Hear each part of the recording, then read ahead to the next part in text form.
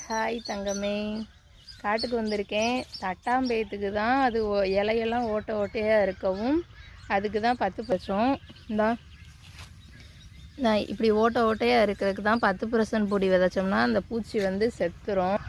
பாருங்க, காடு ஃபுல்லுமே விதைச்சாச்சு. அம்மா காலையிலே வந்து விதைச்சிட்டாங்க.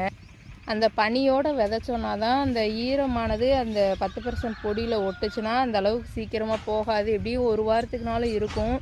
பிஞ்செல்லாம் இங்கே பாருங்கள், அந்த பிஞ்செல்லாம் இது வந்து ஐ குடிச்சிருச்சுன்னு சொல்லுவாங்க. இந்த கருப்பு கலரில் இருக்குல்ல, இதுக்கு தான் அந்த மாதிரி 10% பொடியை விதைச்சி விட்றது. எல்லா இடத்துலையுமே அப்படி தான் இருக்குது. அதுக்கப்புறம் நம்ம தட்டாம்பேயத்தை உடச்சி பார்த்தோம்னா அதில் வந்து அந்த இது பயரே இருக்காது. ஏன்னா அதெல்லாம் சாப்பிட்ரும்.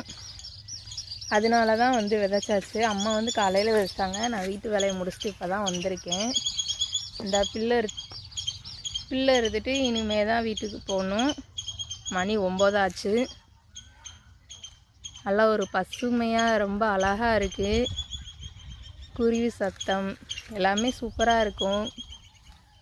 என்ன குருவின்னு தெரில, அங்கிட்டு கத்துறாங்க. உங்களுக்கு இந்த மாதிரிலாம் விவசாயம் பண்ணுறவங்களுக்கு இதுக்கு மருந்து அடிக்கணும். நாங்கள் மருந்து அடிக்காமல் தான் அந்த 10% பொடி 10 கிலோ வாங்கி தூவி விட்டுருக்கோம். பனியிலே தூணா தான் நல்லாயிருக்கும். அதனால்